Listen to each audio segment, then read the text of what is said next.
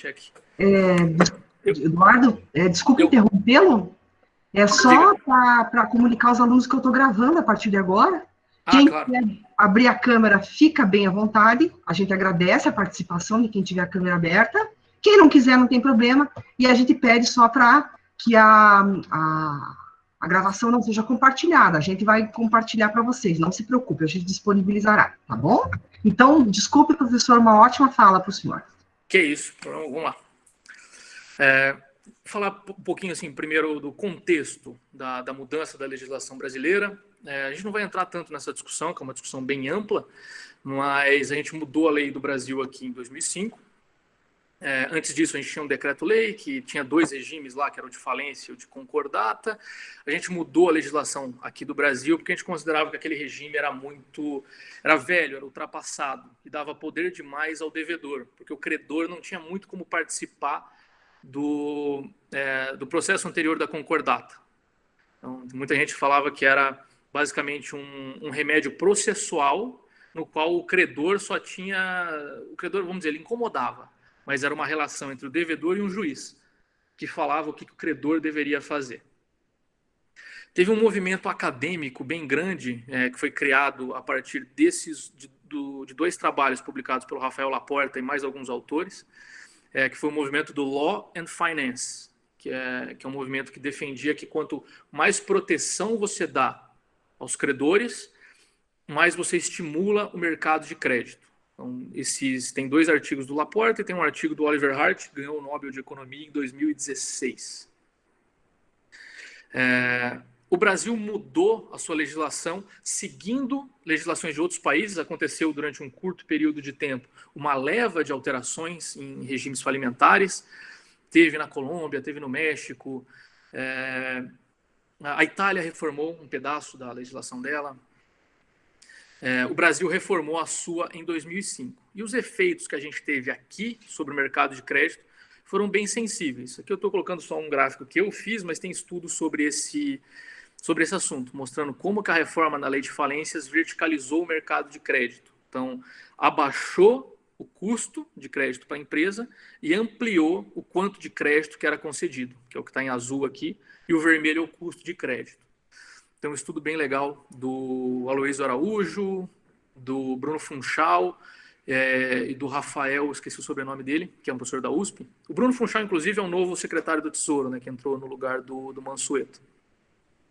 Sobre isso, mostrando a evidência de que, efetivamente, a reforma da lei de falências melhorou o mercado de crédito no Brasil. E a gente ainda teve uma vantagem aqui, que foi processual,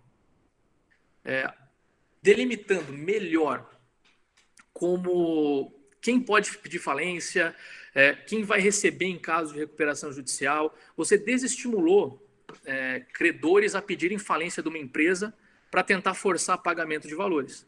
O resultado foi uma diminuição do número de falências distribuídas por mês. Então, serviu também para desabarrotar o judiciário.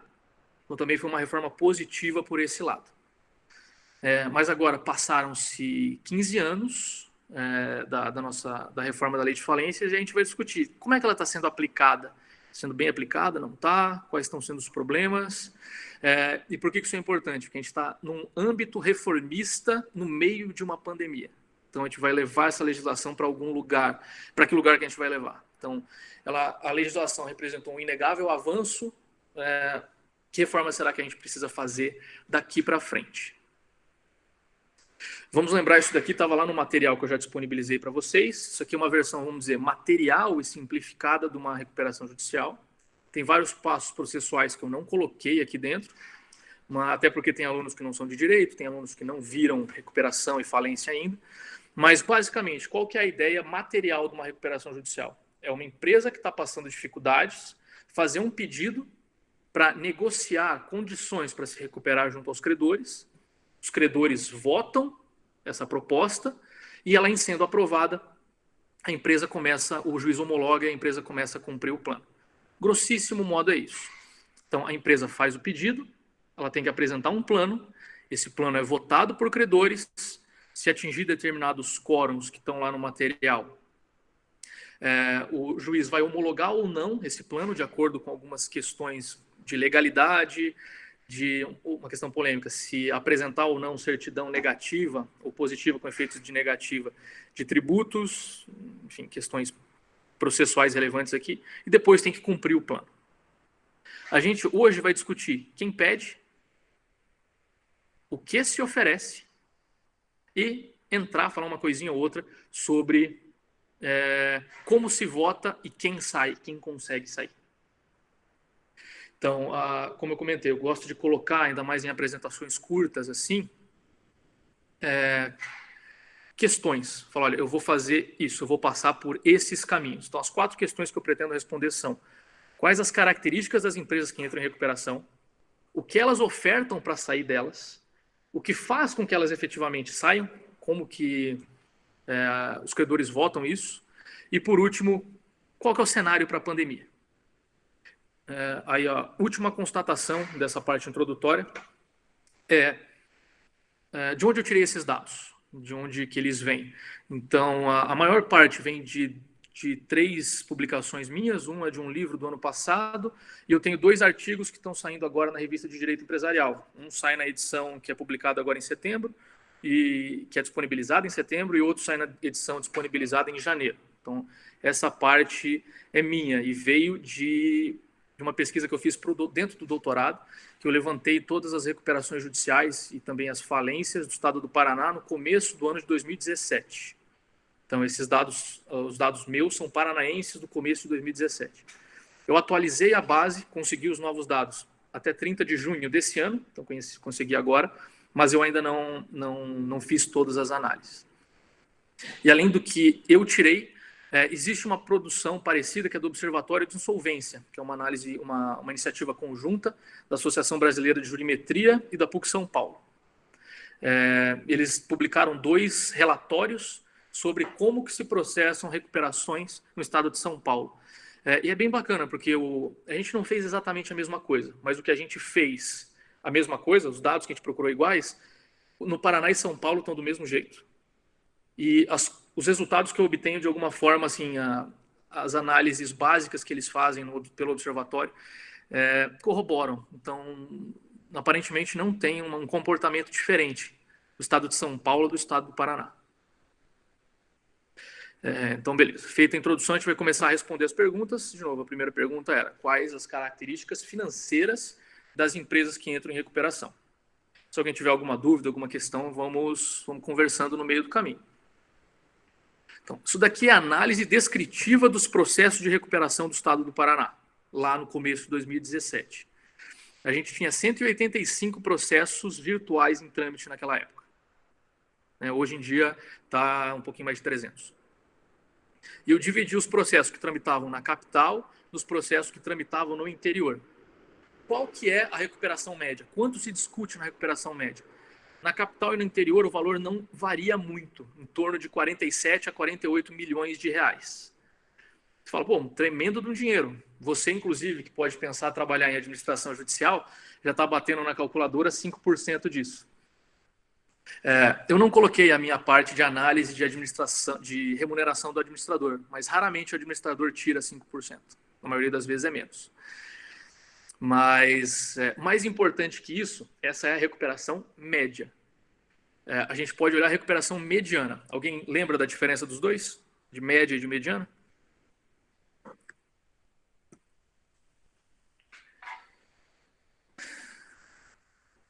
Essa parte está parecida com a minha no presencial. Ninguém costuma responder nessa parte.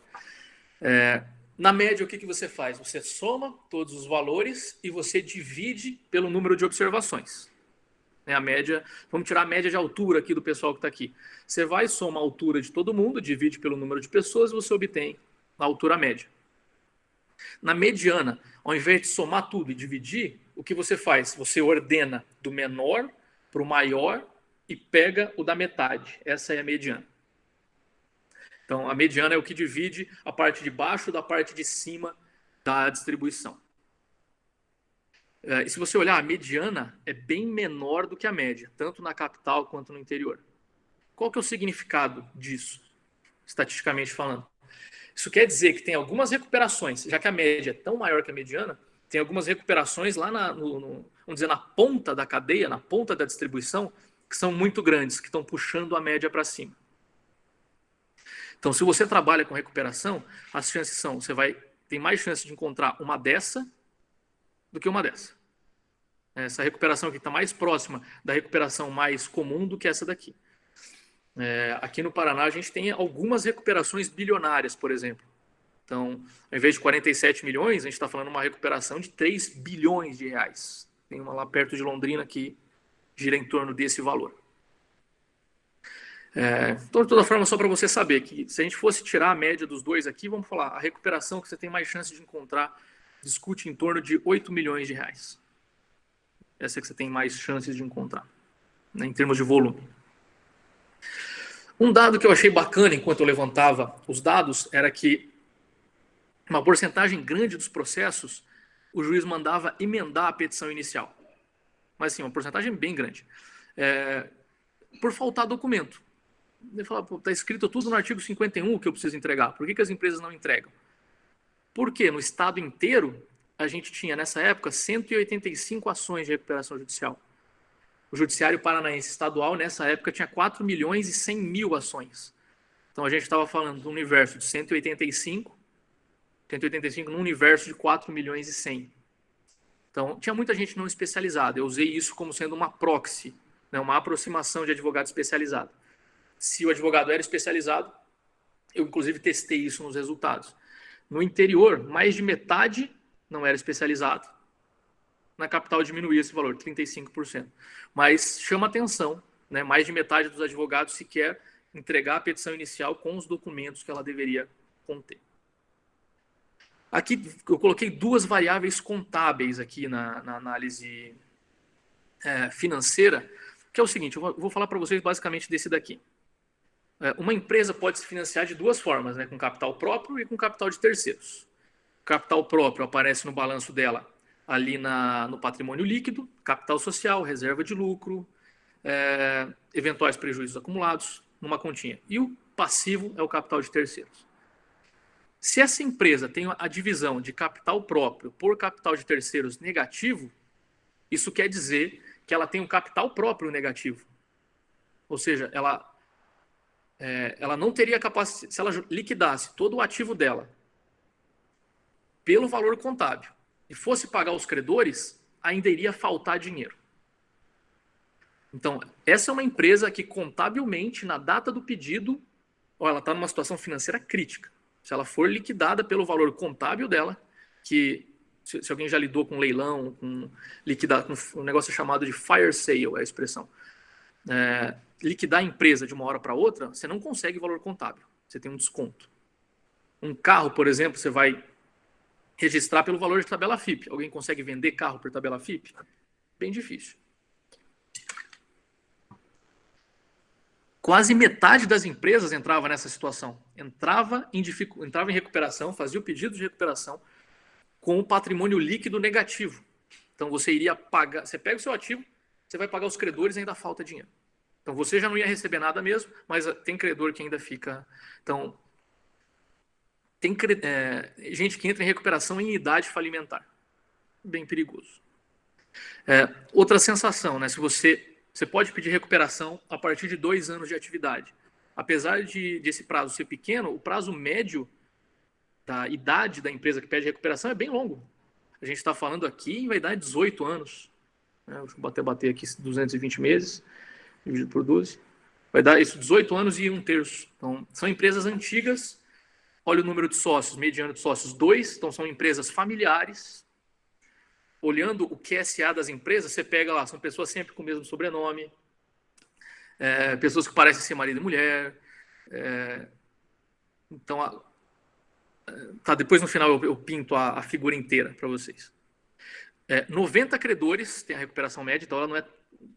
Se você pensar, qualquer atividade vai ter 90 credores, né? Atividade pequena, você já tem lá o cara que te vendeu, né, coisa para limpar o seu escritório, você vai ter a TIM, a Vivo, a Oi, enfim, quem for, vai ter energia elétrica, vai ter... Mesmo uma atividade pequena vai ter lá seus 15 credores. Numa recuperação de 10 milhões de reais, ter 90 credores é um número que está razoável. O de empregados eu diria que chama mais atenção. 38 empregados ou 57 empregados é um bom número, né? Um número razoável de pessoas empregadas. Tempo de deferimento da recuperação. Você fez o pedido até o juiz deferir, 25 dias na capital, 75 no interior. Aqui dá um indício que o juiz da capital decide de uma maneira talvez um pouquinho mais célere. E aqui vale uma ressalva. Ainda mais para o pessoal que não tem contato. No estado do Paraná, a gente tem, se eu não me engano, desde 2012, o ano eu posso estar errado aqui, a gente tem 2 varas especializadas que só julgam recuperação judicial e falência. Até 2018, elas julgavam só casos de Curitiba. Desde o fim de 2018 até agora, elas julgam casos de Curitiba e região metropolitana. E por que isso é legal de ver? A gente consegue testar algumas coisas. Por exemplo, ter um juiz especializado aumenta a chance de uma empresa se recuperar? Não aumenta. A gente já vai ver. Eu já adianto para vocês, não aumenta. É a mesma. E porcentagem de resultados positivos. E aqui, no caso, são empresas que aprovaram o plano de recuperação e continuaram operacionais. Se a empresa aprovou o plano, operou, e na fase de fiscalização quebrou, ela entrou num caso negativo. Ela entrou em falência. Ela não se manteve operacional. Então, olha, a taxa de empresas que se mantém na capital e no interior é próxima e é mais de metade. Aqui já tem um indício de uma coisa preocupante da nossa aplicação da lei. A empresa entra em recuperação sem... Se ela fosse liquidada naquele dia, e um monte de gente ia ficar sem dinheiro. E mais de metade aprova. Então, assim, metade entra mal, mais de metade aprova. Perigoso. Aí eu coloquei aqui algumas lições. Os valores são heterogêneos. A lição disso daqui é que a média é bem diferente da mediana. Alto número de pessoas, de profissionais não especializados na matéria. Empresas entram em recuperação no estado crítico. Elas costumam ser familiares. E aqui a ressalva que eu comentei com vocês. Os dados são do começo de 2017. No caso das varas especializadas, aqui de Curitiba, isso começou a valer no final de 2008 por causa dessa resolução do TJ. O que causa as empresas entrarem em dificuldade? Aí esse daqui é do artigo, dos 2 artigos que estão para sair meus. Eu peguei os planos de recuperação de cada um dos processos e peguei as iniciais e olhei. Porque lá no artigo 51 fala que a empresa precisa falar qual foi a causa concreta que levou ela ao estado de dificuldade. Aí eu fui lá e analisei inicial por inicial, elaborei algumas categorias e essas categorias estão aqui. O topo da lista está facilmente dominado por 2 variáveis.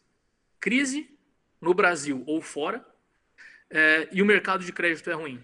Que o juro bancário é alto, o banco exigiu muita garantia, o prazo da dívida é muito curto. Tinha gente que falava até de spread bancário. Lembrando, spread bancário é a diferença entre o que o banco cobra de você para você depositar o dinheiro nele, o quanto ele paga para você, desculpa, e o quanto ele te cobra quando ele te empresta dinheiro. A rigor, o spread bancário, para sua dificuldade, não faz diferença. Para sua dificuldade, faz diferença o quanto o banco te cobra. Se você está usando o spread, você está usando mais como argumento retórico, para mostrar para o judiciário, nossa, como os bancos são ruins e tal. E eles aparecem assim, em mais de 2/3 dos planos. Aí depois aparecem outras justificativas. O mercado é muito competitivo, subiu o preço do insumo, variou o câmbio. Esse daqui é um argumento que eu analiso em maior vagar até nos artigos, que é o ambiente tributário. O cara fala, o ambiente tributário é muito ruim, eu entrei em dificuldade. Por que esse argumento que eu analisei e eu não acho que é um argumento bom? O ambiente tributário é ruim para todo mundo. E não é todo mundo que está em recuperação.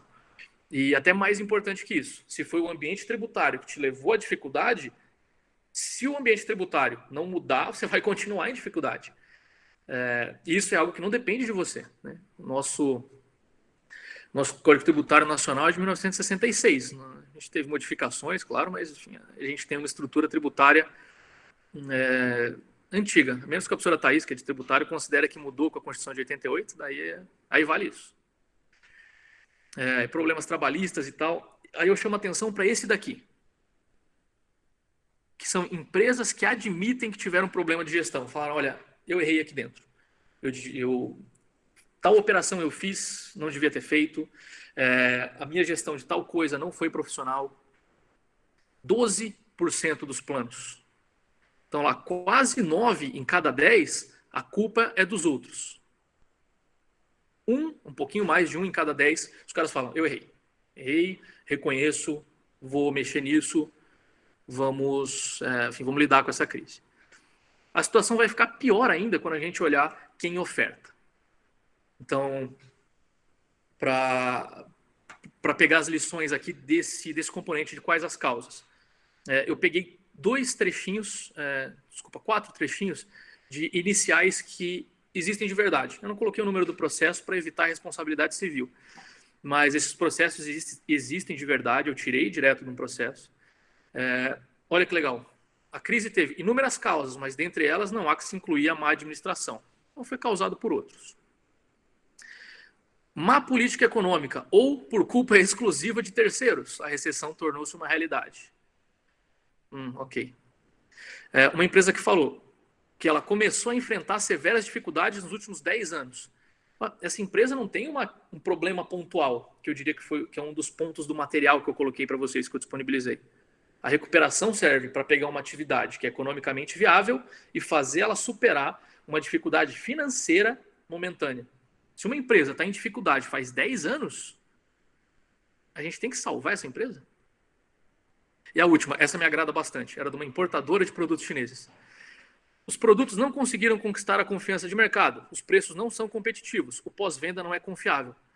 Por que eu tenho que salvar essa empresa? Você acabou de falar que ela é uma porcaria. Você falou que o produto não tem confiança, que o preço não é bom e que o pós-venda não é confiável. O que eu tenho que fazer com a sua empresa?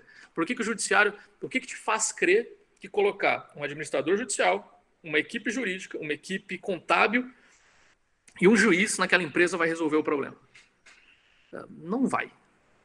Então, eu diria que a lição da primeira questão, a lição geral da primeira questão que a gente viu é: quem entra em recuperação são empresas não tão pequenas assim, lá 9 milhões, 8 milhões de reais na mediana, empresas familiares, empresas com histórico ruim de resultado já, e que apontam como causa os outros. Raramente elas olham para dentro e falam: reconheço, aqui que está a dificuldade. E eu diria que essa análise vai piorar agora. Agora a gente vai olhar o que as empresas oferecem. Então, beleza, a empresa entrou em dificuldade, ela faz o pedido, lá do artigo 51. Ela tem que apresentar um plano em até 60 dias da data de deferimento. E nesse plano, ela tem uma série de medidas que ela pode oferecer. As medidas que tem na legislação são exemplificativas. Então, a ideia financeira por trás era: alguma coisa me levou para a crise. Eu vou fazer alguma coisa para combater esse problema, vou pagar meus credores, vou corrigir então o que aconteceu e vida que segue. Aí, na mesma pesquisa do artigo, que eu analisei todas as iniciais, eu fui olhar todos os planos de recuperação. E isso daqui é o que as empresas ofertam quando estão em dificuldade. 99,46% do total de planos pediu prazo. Carência mais parcelamento. Você fala, por que não deu 100%? Porque um único processo, no interior do estado, numa recuperação pequena, uma recuperação de R$1 milhão, o credor falou: eu pago tudo à vista com 90% de desconto. Então eu dou 10 centavos em cada real que eu te devo, eu te pago à vista. Então ele estava oferecendo liquidar uma dívida de um pouquinho mais de R$1 milhão, por lá basicamente R$100 mil, e ficar por isso. Todas as outras tiveram pedido de prazo. Então eu te devo dinheiro, eu peço parcelamento. Em qual o prazo? Eu já mostro no próximo slide. Concessão de desconto pelos credores. A maioria dos planos pediu também. 72,41% dos planos pediu algum tipo de deságio. E o deságio que eu analisei é só nominal, tá? Não analisei em termos reais. Porque por exemplo, se eu devo R$100 para você, e eu falo: eu vou te pagar R$100, parcelado em 10 vezes, sem juros. Tecnicamente, você está me dando um desconto. Mas em termos nominais não está. Então, 72,41% é quem pediu desconto nominal. Estou nem considerando o valor ao longo do tempo, desconto nominal. Quem colocou jargão de gestão, o que eu chamei de jargão de gestão? É quem fala que eu até tenho um slide sobre isso, eu preciso reduzir custos, eu preciso aumentar as vendas, eu preciso, vou aplicar o conceito de sinergia total. Então, veja, ele não especificou quais custos, ele não especificou datas, não colocou prazo, não falou, enfim, não tem nada concreto. são, sinceramente, termos que um bom gestor já deveria fazer de qualquer maneira. Reduzir custo, aumentar a venda, pois isso é atividade do dia a dia, você não depende de uma recuperação para pedir. Medidas operacionais concretas, que daí são, no plano foi indicado, ó, eu vou demitir tantas pessoas, eu vou terceirizar tal setor até tal data. Medidas concretas, 13%. Venda de bens, 8,05%. Então, e um que eu acho legal, que é o que tem pouquíssimo aqui, foram empresas que falaram, a minha empresa está melhor como atividade operacional do que falindo. Empresas que mostraram esse dado, era alguma coisa tipo 4 processos. Esse é um teste em inglês, que nos Estados Unidos é usado com alguma frequência, é o teste chamado Best Interest. Então, você mostra para os credores que o que você está oferecendo é melhor do que seria se a empresa quebrasse. Aqui a gente basicamente não faz isso. Uma coisa para aí aqui eu coloquei para vocês o que eu tinha comentado, que são os jargões de gestão. Redução de custo, controle efetivo de despesa, sinergia total. O que isso quer dizer? Ninguém sabe direito. Outra característica que aconteceu muito, cópia de plano, e o Projude, nosso sistema virtual de processos, facilita isso. Você pega o plano de uma empresa e você replica ele adoidado. O Paraná tem 2 modelos de plano, que assim, esse foi um dado que eu não fiz o percentual, mas dizendo de sensação. 2 modelos de plano devem responder por uns 60%, 70% do total de planos que a gente tem aqui no estado. Aí chega até essa situação bizarra aqui.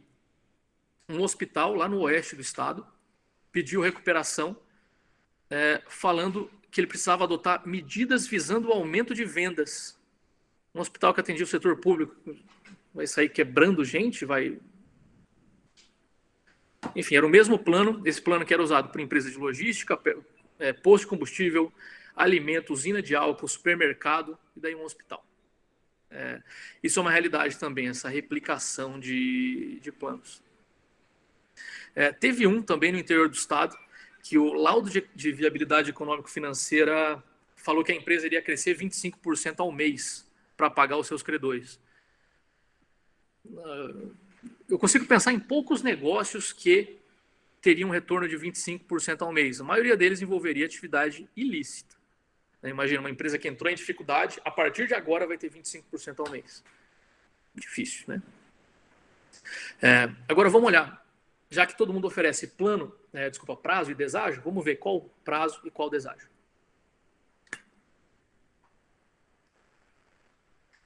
O intervalo de prazo que mais aparece é entre 5 e 10 anos.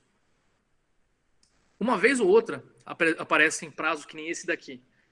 É um prazo meio abusivo, o judiciário em um caso ou outro julgou contrariamente, mas julgados permitindo parcelamento em 10 anos tem um monte. E é o maior, e é o que mais aparece. E aqui outro componente que é importante a gente ver, que é o quanto o prazo cresce à medida que a empresa cresce. Então, quanto maior a empresa, maior o prazo pedido. A gente já vai falar daqui a pouquinho sobre quem sai da recuperação judicial. Um dos principais componentes é o tamanho da empresa. Quanto maior a empresa, mais chances ela tem de sair. E aqui a gente está vendo que quanto maior a empresa, piores são as condições para os credores. Que exige prazo entre 10 e 15 anos, dá uma olhada, vai crescendo à medida que a empresa deve mais. Por outro lado, entre 5 e 10, vai caindo a empresa à medida que a empresa deve mais. Então, empresas maiores, além de tudo, oferecem condições piores. Por que elas aprovam o plano mesmo assim? A gente fala depois. Agora a gente está olhando aqui o deságio, a distribuição de deságio em termos percentuais. O valor individual que mais aparece é 0. Mas você falou, 72% das empresas oferecem deságio. Exatamente, se eu somar todos os outros aqui, dá aquele 72%. Se você pegar esse daqui, está dando um pouquinho mais de 35%. Você fala, por que o número que mais aparece é o 0? Isso acontece principalmente com empresas pequenas. Eu até faço análise de correlação lá no livro. Empresa pequena normalmente fala, eu só quero um prazo para me rearranjar. Eu só quero que você me dê um espacinho aqui para eu pagar, eu não quero pagar menos, vou pagar do jeito que está. E outro componente pelo qual aparece, e aí isso a estatística ajudou a mostrar, é o seguinte: quem oferece 0 de desconto para os credores é porque achava que não iria aprovar o plano. Então fala, olha, do jeito que está aqui já está difícil, já está complicado, eu vou oferecer 0 de deságio para ver se eu aprovo. Não costuma dar certo, inclusive. Nem sempre dá certo. Esse daqui é o do meu livro, da análise aqui paranaense. Esse daqui é o do estado de São Paulo. Embora os percentuais sejam um pouco diferentes, a distribuição é igual. Então, os valores que mais aparecem é 0 deságio. E a distribuição depois cresce desse modo, e o deságio que mais aparece está entre lá em 40%, 50%. Parece bastante. Então, o deságio médio vai girar em torno de metade da dívida. Como que são ofertados juros? Olha, o que mais aparece, 35,5%, é sem juros. Então, o cara fala, te devo, vou te pagar, mas entre 5 e 10 anos, com metade de desconto, sem juros. Houve período de carência? Quase 92%, um pouco mais de 91% teve período de carência, que aprovou o plano, o juiz homologou, a partir daquela data você fica um período sem pagar nada para ninguém. Esse período costuma variar entre 1 ano e 18 meses, é o que costuma mais aparecer. Você fala, beleza, eles não pagam juros sobre o valor que parcelaram, mas eles corrigem o valor pelo menos? Corrigem com alguma frequência, mas via TR na maior parte das vezes. E se você acompanha o mercado financeiro, o TR no Brasil é 0, tem uns 3 anos mais ou menos. Então, é basicamente sem correção. Sem correção, sem juros. Então, se eu tiver que dar uma lição dessa segunda questão, lembrando, a primeira questão foi quem entra. A segunda questão é quem entra oferece o quê? O que eles oferecem? Cara, 2/3 dos processos, evitando a dupla contagem, 2/3 dos processos oferecem só prazo e desconto. Então, vejam, o pessoal falava, eu entrei em crise, a culpa não foi minha. Na hora de ofertar, como que você vai sair da crise? 2/3 falam só, eu vou sair da crise via uma concessão sua. Você vai me dar mais prazo para pagar e você vai descontar o valor que eu te devo. 2/3 fazem só isso. Qual o prazo? Entre 5 e 10 anos. Qual o desconto? Mais ou menos 50%. Então, um pouquinho menos, né, se você levar em conta o 0 lá. Reajusta via TR, que é quase nada. Paga juros? Uma boa parte não. E o que paga o juro não é tão alto assim. Então, são planos sem medidas concretas e que terceirizam também a solução da crise. Então, eu entrei em crise, a culpa é de terceiros. Eu vou sair da crise, quem que vai pagar por ela? Terceiros também. Opa. Terceiros também, os meus credores. Então, e esse é o ponto dos artigos que eu tinha comentado da publicação, que são... Eu estou terceirizando a responsabilidade nas duas pontas.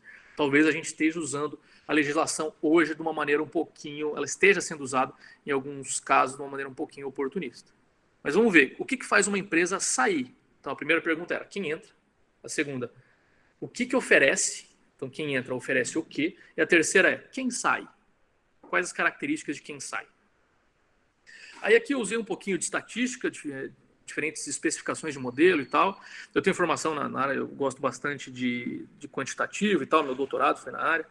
Então, eu tive que usar um pouco de estatística para analisar o que faz uma empresa sair ou não. Eu testei, foram 1, 2, 3, 1, 2, 3, 4, 5, então 15, 16 variáveis.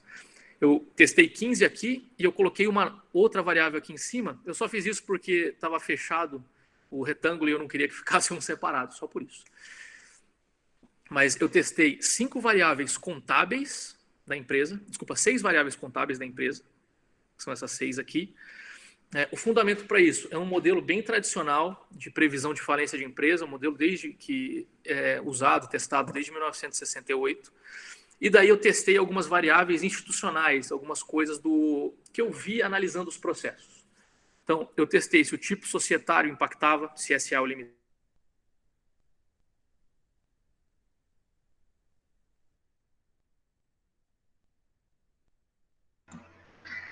Travou um pouquinho, gente, mas daqui a pouquinho o senhor volta, tá? Vamos aguardar. Pronto, deu uma travadinha. A última palavra do senhor foi variável. Vixe, Maria, eu falo tanto que eu nem lembro qual foi a variável. Mas tá, não, eu explico aqui de novo. Eu testei 16 variáveis para analisar o que impactava o resultado de uma recuperação. Quais características de uma empresa ou de um processo faziam ela ser bem sucedida no final.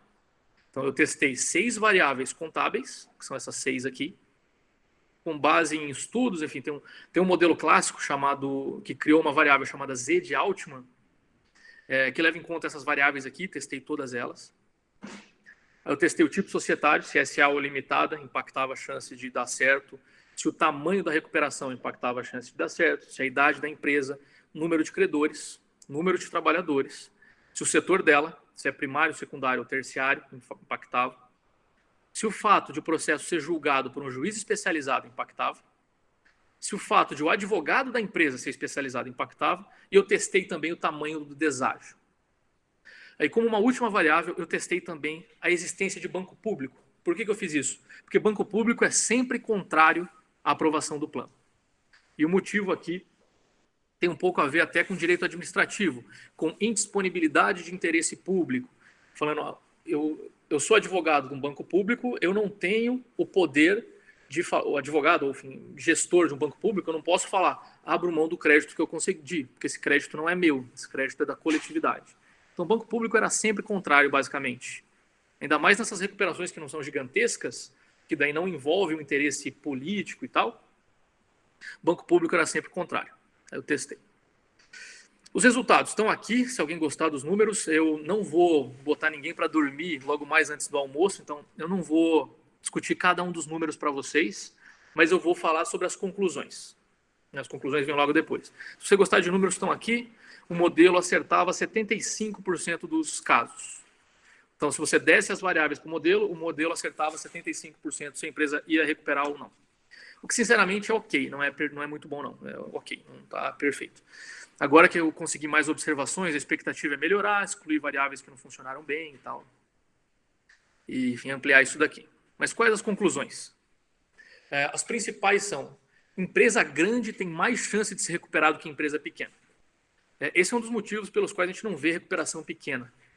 Esse é um dos motivos pelos quais, se você tiver um cliente pequeno, você vai precisar pensar se vale a pena pensar em recuperação judicial. Ou se você for pensar em recuperação judicial, pensar no procedimento especial, no plano especial de recuperação, que é um procedimento específico na lei que eu não vou conseguir tratar aqui agora. Esse fator é um dos mais importantes. Só que a relação não é linear, a relação é logarítmica. Então, vamos dizer assim, a empresa, quanto maior ela é, mais chance ela tem de se recuperar. Mas chega uma hora que estabiliza. Então, chega uma hora que ela ser muito maior, não aumenta muito a chance. Então, a chance aumenta muito durante um tempo, depois ela estabiliza. Ela ainda assim, quanto maior você é, mais chance você tem. Mas ela vai crescendo, a chance de você se recuperar vai crescendo a taxas cada vez menores. O outro fator, o segundo fator mais importante, foi a especialização da equipe. Então, se você tem uma equipe técnica especializada, isso vai impactar bastante a sua chance de recuperação. Enquanto os modelos lineares estavam lá em torno de 30% a mais. E por que isso? Porque, cara, o advogado sabe o que pode oferecer, o que não pode, ele sabe o limite do que é negocial, ele sabe o que dá para falar que é um bem essencial e tentar impedir que um credor financeiro tome, caso ele tivesse em alienação fiduciária. Então, ele conhece gente do mercado financeiro para eventualmente comprar crédito. Esse é um processo que depende muito de estratégia e uma equipe especializada faz bastante diferença no resultado aqui. Empresa de serviço tem menos chance de se recuperar. Em alguns modelos estava dando em torno de 18% de menos chance de se recuperar. E por que isso? Porque empresa de serviço, via de regra, o serviço que ela presta costuma ser muito personalizado. Você não costuma ter bens para dar em garantia, e está tudo vinculado na figura do sócio. Se o negócio não está indo bem, é sinal que essa figura do sócio não está indo bem, o valor do negócio meio que se desfaz. Aí duas variáveis, que essa daqui é contraintuitiva, mas essa daqui é bem normal, falando que uma empresa que se financia proporcionalmente mais com capital de terceiros tem mais chance de quebrar, normal. E a contraintuitiva é uma empresa que vende menos, no seguinte sentido, ela depende de menos ativos para executar suas vendas, essa é uma empresa que tem mais chance de sair. Então, é uma empresa que não depende de rodar muito o ativo dela, ela não depende de vender bastante. Essa empresa tem mais chance de se recuperar. Felizmente, juiz especializado não impacta o resultado. Você fala, por que felizmente? Porque esse é um processo que é conduzido entre recuperandas, entre devedora e credores. Devedor de um lado, credor do outro. É um processo negocial. A função do juiz aqui é como se fosse de um árbitro de futebol. Ele não tem que influenciar no resultado. Ele tem que garantir que as regras do procedimento foram adequadamente seguidas.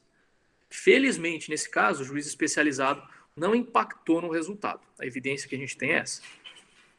O que não quer dizer que ele não impacte na condução, na qualidade da condução dos processos. E essa é uma pesquisa que eu estou fazendo agora, literalmente nessas semanas agora. Eu peguei decisões da capital, das varas especializadas e das varas não especializadas e estou vendo o que o TJ faz com elas, em termos percentuais. Ele reforma mais, ele anula, ele caça, ele mantém, e daí fazer uma comparaçãozinha, controlando pelos devidos fatores e tal, né, para ver se as decisões da capital são menos alteradas ou mais alteradas que as do interior. Mas em termos, vamos dizer, de resultado, um juiz especializado não faz diferença. E isso é um bom sinal, inclusive. E por que isso é legal? Porque a gente está querendo reformar a lei de falências e uma das coisas que a gente quer mexer é fazer com que os tribunais de justiça dos estados criem varas especializadas regionais. Então aí o Paraná ia dividir, por exemplo, em 5 regiões e ter um juiz especializado em cada uma das 5 regiões. Se tiver falência, vai para um juiz especializado naquela região. O deságio apareceu, eu testei 4 modelos, o deságio apareceu em um deles só e apareceu com sinal contrário do que eu esperava. Quanto maior o deságio oferecido, mais a empresa se recuperava. E qual que foi a explicação? Eu até adiantei um pedaço dela. É que quem oferece nenhum deságio já acha que já está com dificuldade de aprovar o plano. Já acha que aquilo lá é a última tentativa para conseguir aprovar. E na maioria dos casos não funciona. Então só oferece 0 deságio quem não tem outra opção. E via de regra, quem oferece 0 deságio é empresa pequena.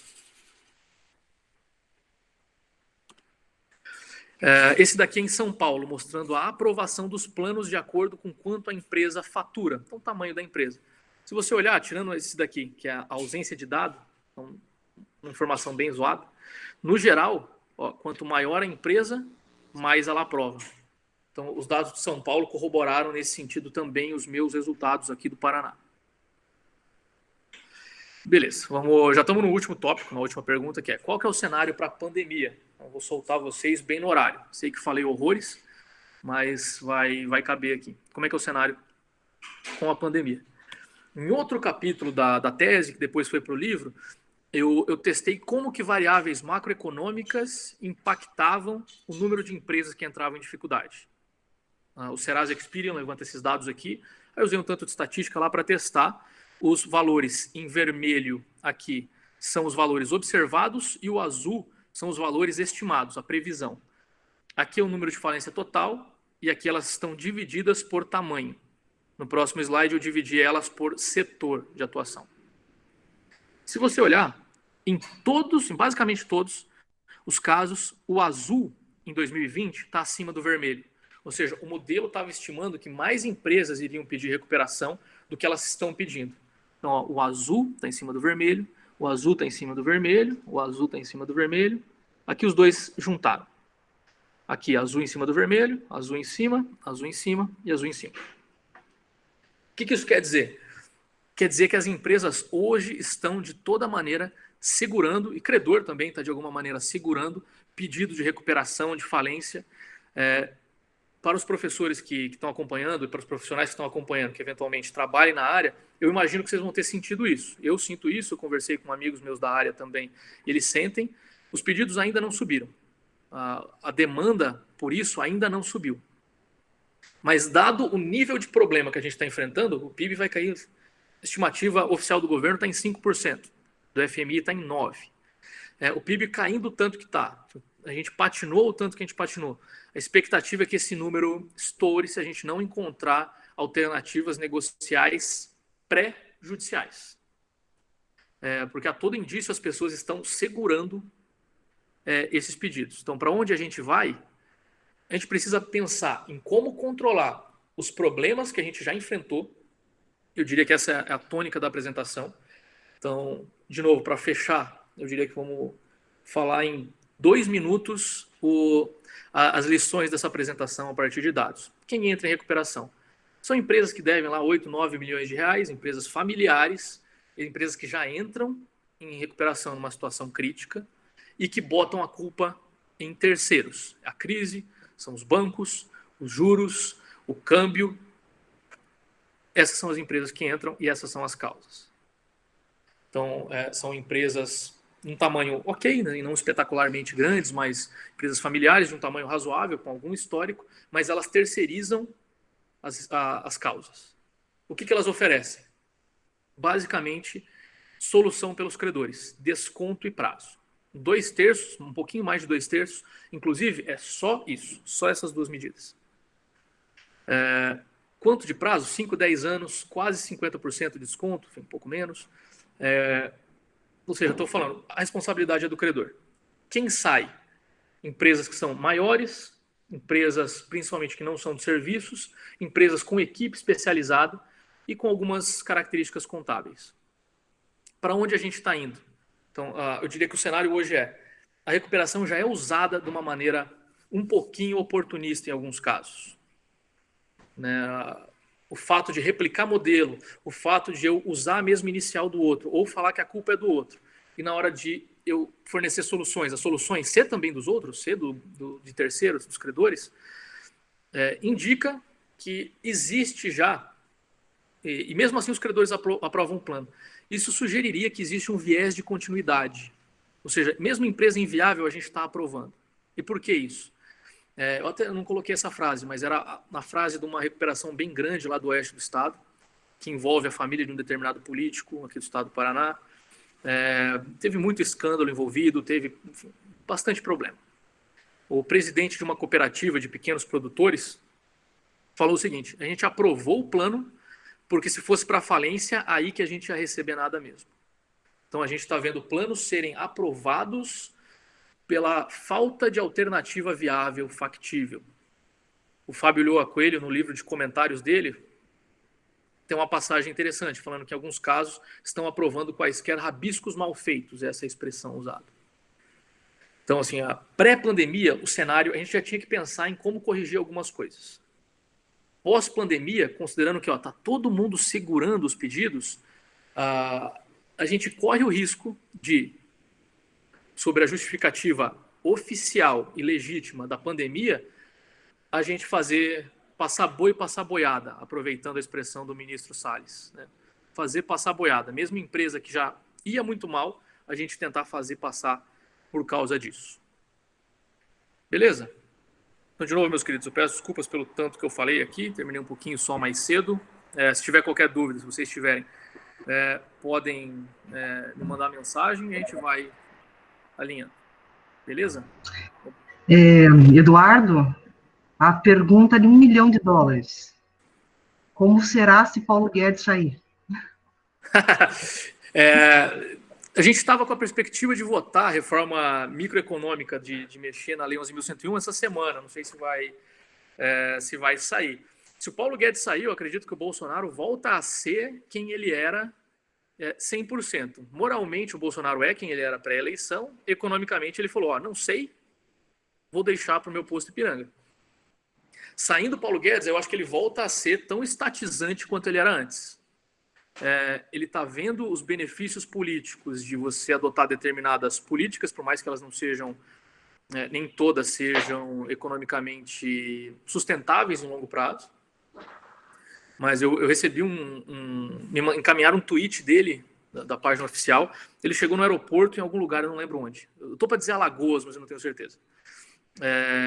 Nossa, uma quantidade insana de pessoas, ele usando um chapéuzinho, sem máscara, óbvio. Se sair o Paulo Guedes, eu acho que ele volta para o lugar que ele... para o lugar que, vamos dizer, que ele próprio não queria ter saído. E o modelo econômico de desenvolvimento, eu acho que volta para o modelo Dilma, meio que nova matriz econômica, tudo forçado no gasto. É o que eu imagino que aconteça. Alguém falou o nome de um grupo aqui no chat, eu não vou falar qual que é, porque eu tô tranquilo na minha vida, eu quero viver sossegadinho aqui, eu não quero ser cancelado e tal. Mas eu diria que é um palpite ok. Ó, pela minha experiência de vida, e certamente eu sou quem mais tem experiência de vida aqui nessa sala, dias piores virão. Tá? Ah, sim, eu também tenho essa perspectiva. Eu já meio que abandonei o intuito de ver o Brasil ser um país desenvolvido no meu ciclo de vida. Talvez no dos meus filhos, sei lá, talvez. Não vai ter crescimento em V, não? Retomada em V? Economicamente, não. Para quem... todos os incentivos monetários, enfim, fiscais que a gente está fazendo até agora não voltaram para a economia, só foram para preço de ativo, né? Então, entraram 900 mil pessoas na Bolsa agora, a Bolsa bateu em V. A gente voltar em V como economia, não acredito, não. Pois é. Eu falo daqui a 2 semanas e falo especificamente do cenário Covid e recuperação judicial. Aí, pelo menos o que eu estou preparando, e já dando a questão de spoiler, é uma pergunta: será que não é melhor mesmo a gente deixar certas empresas, certos empresários irem realmente à bancarrota e voltarmos com uma nova estrutura, né? Uhum. Eu acredito que é uma pergunta que a gente tem que estar disposto a responder. Eu entendo muitas vezes que é fácil, na minha posição, falar isso. Afinal de contas, eu ganho dinheiro com isso. Mas o Brasil não tem ganho de eficiência desde a década de 80. Um dos motivos é esse. Um dos motivos é a gente não permite que recursos saiam de atividades inviáveis e vão para atividades viáveis. Né? A gente quer manter uma atividade que a qualquer custo. Bom. Eu, particularmente, achei absolutamente interessante a sua apresentação, Eduardo. Fica aqui meus parabéns, inclusive públicos. Os dados que você coletou, eu sei que não é fácil coletar esses dados, não é rápido, né? E você poder compartilhar isso conosco é um privilégio. Não, perfeito. Eu agradeço a oportunidade, agradeço quem ficou até agora, até a hora do almoço. Pedi a boia agora, inclusive. Vocês têm o meu contato, se ficar alguma dúvida, eu vou mandar no WhatsApp do grupo a apresentação. E de minha parte é isso. Daí, daqui 2 semanas a gente tem a apresentação do professor Cássio sobre pandemia e recuperação. Professores, tem um espacinho só para eu fazer uma pergunta? Por favor. Claro. É coisa rápida. Jonathan que está falando. Não está aparecendo para mim aqui, mas fala lá, Jonathan. É sobre o tema 1101, que está em julgamento e repercussão geral no STF, que trata, aproveitando esse gancho aí que os professores falaram de administração pública, aí, que trata sobre a aplicação do regime de falência e recuperação judicial em empresas estatais. Né, e eu dei uma olhada na manifestação do ministro Luiz Roberto Barroso, achei interessante o que ele coloca, se tiver tempo, ou de repente a gente pode até conversar por fora, sobre a opinião dos professores sobre essa questão da recuperação judicial nas estatais, né, que entra a questão do caráter social, jurídico, econômico, aí que vai ser discutido nessa repercussão geral. Obrigado. Beleza, Jonathan, agradecemos o ponto, a gente podemos tratar isso, não tem, podemos conversar sobre isso. Tem o TJ Paraná estava em discussão no órgão especial, literalmente essa semana, acho que foi terça-feira, sobre a exigibilidade ou não de certidões de regularidade fiscal para você aprovar, para você homologar planos de recuperação. Também é um tema legal de discutir, são questões polêmicas e que estão em alto nível de discussão. Então, podemos bater isso daí, não tem problema. Bom, gente, então eu vou, se tiver tudo bem, professor Eduardo, professor Guilherme, eu vou encerrar a nossa conversa de hoje, agradecendo muitíssimo, professor Eduardo, exposição brilhante, e lembrando que essa apresentação, em breve, vai estar no canal do YouTube do FAIFID, tá bom? E também no site, para quem quiser rever ou compartilhar com, eventualmente, daí a indicação, né, compartilhar com colegas, ou rever, enfim. E é um material muito bom, não percam esse material, porque não é fácil de ter uma compilação dessa grandeza aí, né? Até fiquei impressionada, professor, muito, muito bom, parabéns. Eu sou uma pessoa que eu gostaria de ter seu livro. Tá? Então logo volte o presencial aí, eu distribuo, tá tranquilo. Tá bom, então. Eu sou a primeira da lista. Tá? Fechado. Então, um abraço para todos. tá? Um bom descanso, um excelente final de semana, e daqui 2 semanas a gente vai ter a exposição do Sr. Cássio. Obrigada. Não esqueçam de colocar a presença no formulário que o Udo enviou, e quem quiser certificado, manda e-mail para certificados@faifeed.com, beleza? Quem preferir pedir só no final do semestre, todos os encontros, ok. Quem precisar do certificado de forma mais emergencial, a gente vai emitir. Um abraço grande para vocês, doutores. Até mais.